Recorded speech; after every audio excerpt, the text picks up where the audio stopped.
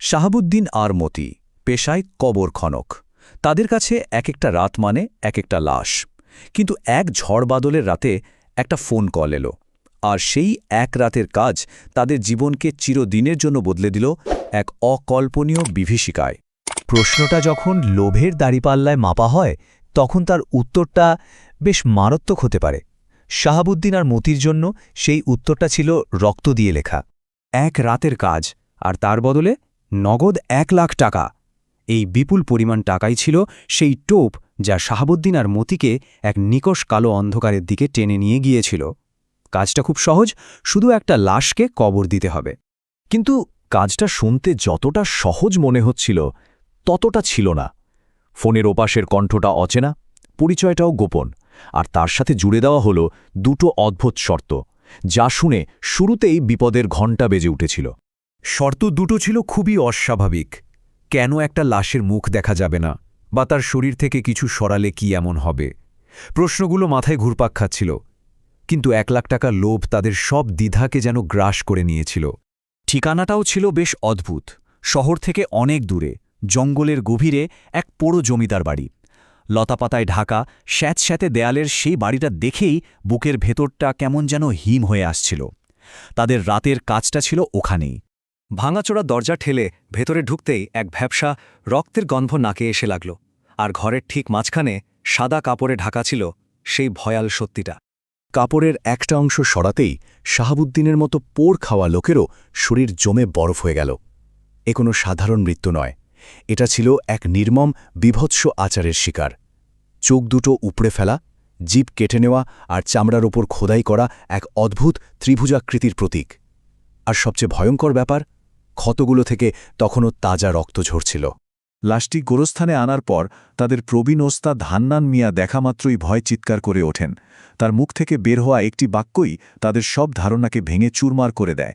তারা বুঝতে পারে তারা এক ভয়ানক শয়তানি চক্রের অংশ হয়ে গেছে। হান্নানের ব্যাখ্যা ছিল আরও ভয়ঙ্কর। তার মতে এই দেহটা শুধু একজন মৃত মানুষ নয়, এটি একটা মাধ্যম, একটা দরজা, যা দিয়ে কোনো পৈশাচিক সত্তাকে আমাদের পৃথিবীতে আহ্বান করা হয়েছে। ভোর হওয়ার আগেই লাশটি দাফন করার জন্য কবর খোঁড়া হচ্ছিল, আর ঠিক সেই মুহূর্তে চারপাশের জমাট অন্ধকার জঙ্গল থেকে ছায়ার মতো নিঃশব্দে বেরিয়ে আসে প্রায় ডজনখানেক মূর্তি। পরিস্থিতিটা ছিল ভয়াবহ। একদিকে তারা তিনজন, হাতে বেলচা আর লাঠি, আর অন্যদিকে ধারালো অস্ত্র হাতে একদল মুখোশধারী, যাদের চোখগুলো অন্ধকারের মধ্যে আগুনের গোলার মতো জ্বলছিল।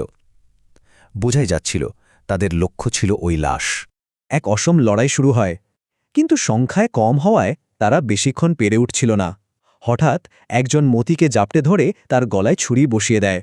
শাহাবুদ্দিন আর হান্নান একদম অসহায় হয়ে পড়ে। ঠিক সেই জীবন মৃত্যুর সন্ধিক্ষণে মতির ভেতরের লোভটা শেষবারের মতো জেগে ওঠে। একটা ভুল, একটা মুহূর্তের দুর্বলতা, আর তাতেই সব শেষ হয়ে গেল। লাশটা প্রথম দেখার পর থেকেই মতির চোখ ছিল মেয়েটির গলার দামি লকেটটার দিকে। গলায় ছুরি ধরা অবস্থাতেই সে এক ঝটকায় লাশটির গলা থেকে লকেটটা ছিঁড়ে নেয়, আর সেই মুহূর্তে সে ক্লায়েন্টের দেওয়া দ্বিতীয় নিয়মটা ভেঙে ফেলেছিল। আসলে ওটা কোনো সাধারণ গয়না ছিল না। হান্নানের কথা অনুযায়ী ওই লকেটটাই ছিল সেই শয়তানি শক্তিকে আটকে রাখার একটা সিলমোহর, আর মতি নিজের অজান্তেই সেই বাঁধনটা ছিঁড়ে ফেলেছিল। লকেটটা ছিঁড়ে ফেলার সাথে সাথেই লাশটা থেকে তীব্র বেগে কালো ধোঁয়া বেরিয়ে আসতে শুরু করে। মুখোশধারীরা যন্ত্রণায় চিৎকার করতে করতে মাটিতে লুটিয়ে পড়ে, তাদের শরীর পুড়ে ছাই হয়ে যাচ্ছিল। সেই ধোঁয়া একসাথে হয়ে এক বিশাল আকৃতি নেয়, যা টকটকে লাল চোখ দুটো সরাসরি মতির দিকে স্থির ছিল। কিন্তু ভোরের প্রথম আলো মাটিতে পড়তেই সেই আকৃতি এক বিকট চিৎকার করে বাতাসে মিলিয়ে গেল। যখন সবকিছু শান্ত হল, শাহাবুদ্দিন আর হান্নান দেখল মতি অজ্ঞান হয়ে মাটিতে পড়ে আছে। তারা প্রাণে বেঁচে গিয়েছিল, কিন্তু মতি এক ভয়ঙ্কর মূল্য দিয়েছিল এই লোভের। মতির জামা সরাতেই দেখা গেল যেখানে সে লকেটটা রেখেছিল তার বুকের চামড়া পুড়ে গিয়ে সেখানে খোদাই হয়ে গেছে সেই একই ত্রিভুজাকৃতির প্রতীক। অশুভ শক্তিটি তাকে নিজের চিহ্ন দিয়ে গেছে। সেই রাতের পর মতিকে আর কেউ খুঁজে পায়নি। সে তার বাড়ি ফেরেনি, বন্ধুদের সাথেও দেখা করেনি। লোকটা যেন বাতাসে মিলিয়ে গিয়েছিল, রেখে গিয়েছিল শুধু ভয় আর একরাশ অমীমাংসিত প্রশ্ন।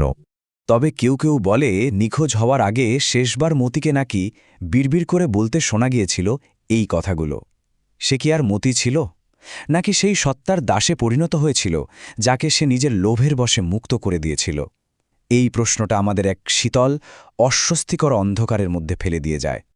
বন্ধুরা, তোমাদের ছোট্ট একটা সাপোর্টই আমার বড় অনুপ্রেরণা।